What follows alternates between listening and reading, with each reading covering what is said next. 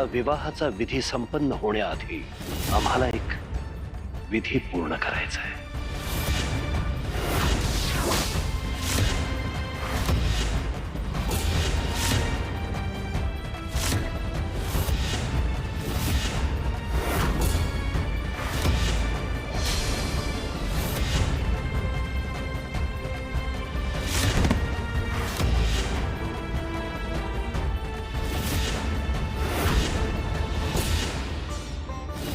माझी जगदंबा परत आली.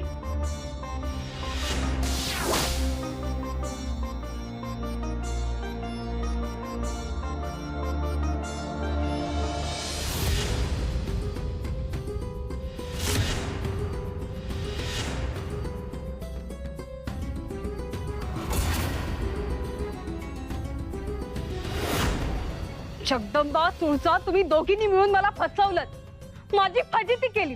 पण एक लक्षात ठेवा, जगदंबाने मला तिची सगळी गुपितं सांगितली आणि आता त्याचा वापर करून जगदंबाला हरवून मी इथे आणत नाही तोपर्यंत मी शांत बसणार नाही. रिपूंची शक्ती आता तिच्यावर मात करणार. एक नाही 6 रिपू परत येणार.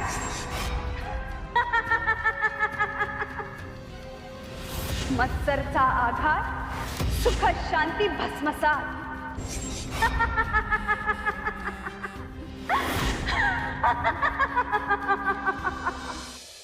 गंगाई, समधी कापडात बाकीचं समद घेतलं का? अहो हाय, समद गरजेपुरतच घेतला आहे. हा, जास्त बुचकी करू नको. आणि गरजेचं ठीक आहे, पण जे आपलं आहे तेच घ्यायचं आहे. लक्षात आहे ना? वय वय.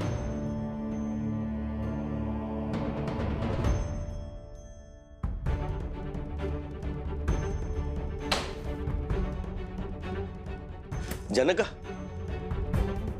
अरे काय चाललंय तुझे? अरे आज घाण्याच्या पूजेचा दिवस आहे ना. पूजा झाल्यावर ठरल्याप्रमाणे आम्हाला इथून जायचंय. त्याचीच तयारी करतो. नंतर धावपळ नको. हा,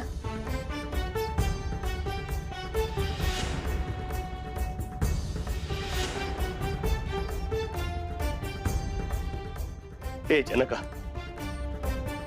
अरे माफ कर मला.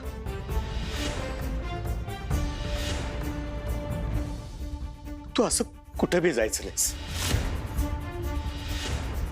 दादा, अरे असं काय करतोस? पंचांना शब्द दिलाय मी. दिलेला शब्द मोडणार नाही मी. अरे कसला शब्द आणि कसलं काय? माझ्याच डोसक्यात कसलं तरी खूळ शिरलं होतं बघ. आपल्या घराची वाटणी करायला निघालो होतो. माझ्या सख्ख्या भावाला या घरातनं बाहेर काढायला निघालो होतो. पण तू लहान भाऊ असून समजूतदारपणानं वागलास आणि मी. दादा, अरे खरं तेच सांगतो जनका.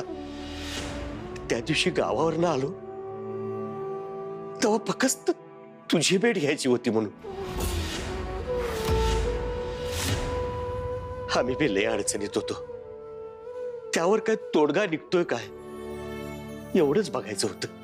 पण मी इथं आलो आणि तुझ्या प्रत्येक गोष्टीचा मत्सर करायला लागलो. तुझ्याशी असं वागेन असं कधी वाटलं नव्हतं. पण वैऱ्यासारखा वागलो मी. दादा, अरे ठीक आहे, सोड ते समजत. माझ्या मनात बी नाही काही. तुझ्या मनाचा मोठेपणा आहे. आज बोलू दे मला. मी तुझ्याशी एवढं वाईट वागून तू त्याचा कधी राग केला नाहीस. उलट तू माझं सगळं वाईट वागणं पोटात घातलंस, समजून घेतलंस. अरे गावातले लोक तुला एवढं समज का म्हणतात ते आज कळलं मला. अरे जनका, कुठल्या मातीचं बनलायस रे तू? तू देव माणूस आहेस.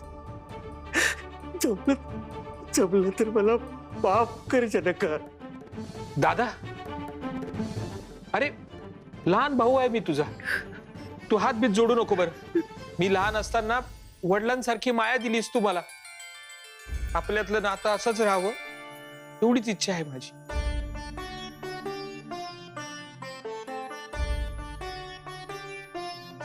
जनका, हे मोठ्या मनात आहेच रे.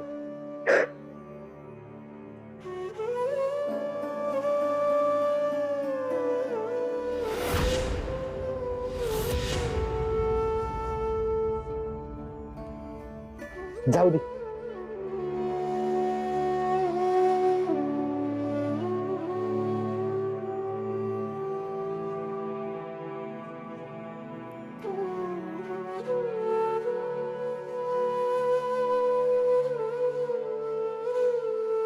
काय भाव भावाला कधी असं गळ्यात गळे घातलेलं पाहिलं नाही होय कधी. चला आजचा दिवस आपण मजेत आनंदात साजरा करूया. उद्या आपण मग आपल्या गावी परत जायचंय. वय वय आम्ही बी तयारी करतो. जाऊबाई, आज आपण गोडाधोडाचं जेवण करूया. तुम्हाला काय आवडतं ते सांगा, ते करू आपण. काय रे पोरांनो, कुठं हुंदडत होतात सकाळपासून? अगं खेळायला गेलो होतो आम्ही. न्हालेले बी नाही दोघं सकाळपासून. आज घाण्याच्या पूजेचा दिवस आहे, मोठा सोहळा आहे. चला उठणं लावून आंघोळ करा. दादा, माझी एक इच्छा आहे, गाण्याची पूजा सदूच्या हातून करूया. आपला यो वारसा पुढच्या पिढीपर्यंत जायला पाहिजे का नाही? अगदी बरोबर.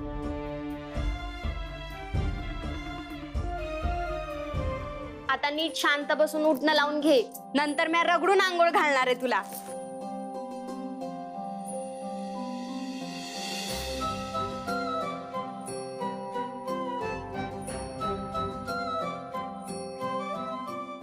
जाऊबाई, आपण एकत्र राहायचो तेव्हा सासूबाई किती छान उठणं बनवायच्या नाही? कुठलं कुठलं औषधी वनस्पती घेऊन यायच्या आणि आपल्याला निवडायला सांगायच्या. वय ग, ह्या निमित्तानं समजा आठवलं बघ. नागर मोथा, मध, वाळा, बेखंड, हळद, मध असं काय काय वनस्पती घालायच्या त्या. आणि सदू, या समध्या औषधी वनस्पती बरं का. पण कशाला लावायचं उठणं? एवढी थंडी आहे आता. अरे वेड्या, थंडीत आपले हातपाय फुटतात की नाही? मग या उठण्यातल्या औषधी वनस्पतींमुळे आपले हातपाय छान गुळगुळीत होतात.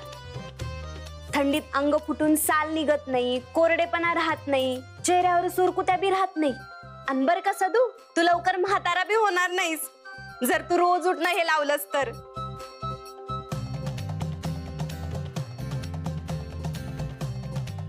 आपला सदू म्हातारा होईल तेव्हा कसा दिसलो जाऊबाई? काकू काय ग, तू पण.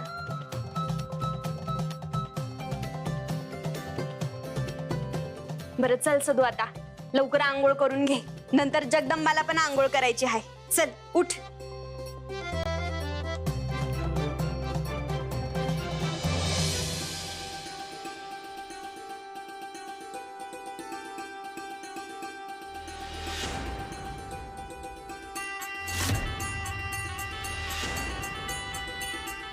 चल बस इकडे.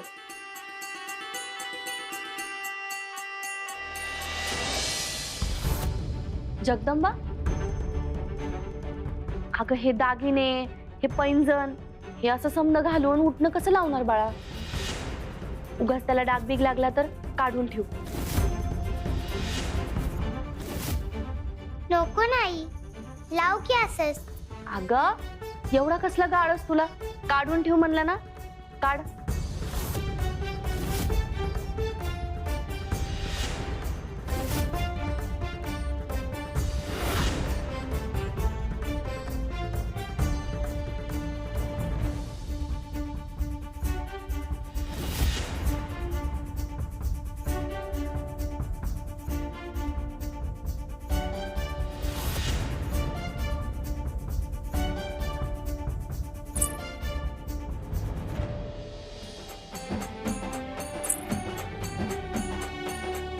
हा, आता कसं?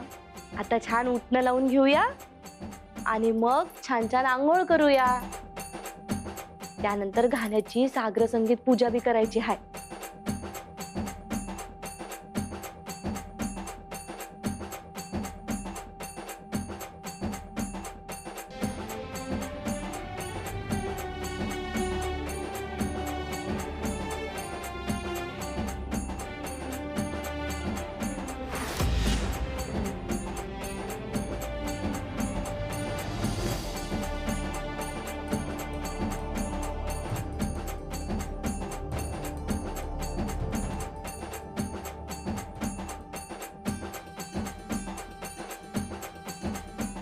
चला आता आंघोळ करून घेऊ.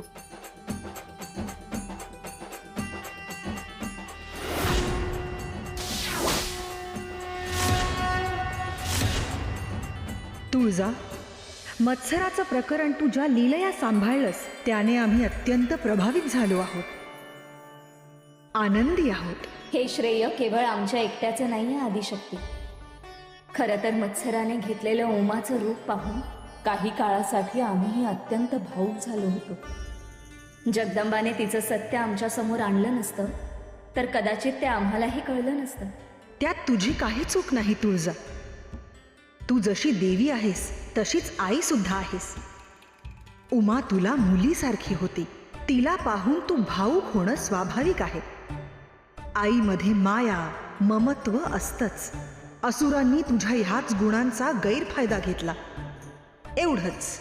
अर्थात ह्यावेळी आम्ही जगदंबावर अधिक प्रसन्न झालो आहोत. खरंच? ते कशासाठी? अगं, कशासाठी काय? जगदंबाने ह्यावेळीही दाखवून दिलं की आपण तिच्यावर जे दायित्व सोपवण्याचा विचार करतोय त्यासाठी ती तयार आहे. अत्यंत कुशलतेने ती हे दायित्व निभावून नेऊ शकते. हो, तेही खरंच. तुम्ही दोघीही ज्या प्रकारे हा खेळ आखत होतात त्यावरून आम्हीही काही काळ चिंतित होतो. पुढे काय घडणार याची काळजी वाटत होती. एक पाऊल जरी चुकीचं पडलं असतं तरी तुमचा खेळ फसला असता. आणि जगदंबाचं रूप घेण्याची आपली सगळी योजनाही. परंतु तिथेही जगदंबाने सावरून नेलं. आपण ह्या योजनेच्या पुढच्या टप्प्याकडे जाऊ शकतो याची तुला आत्ता तरी खात्री पटलीये ना?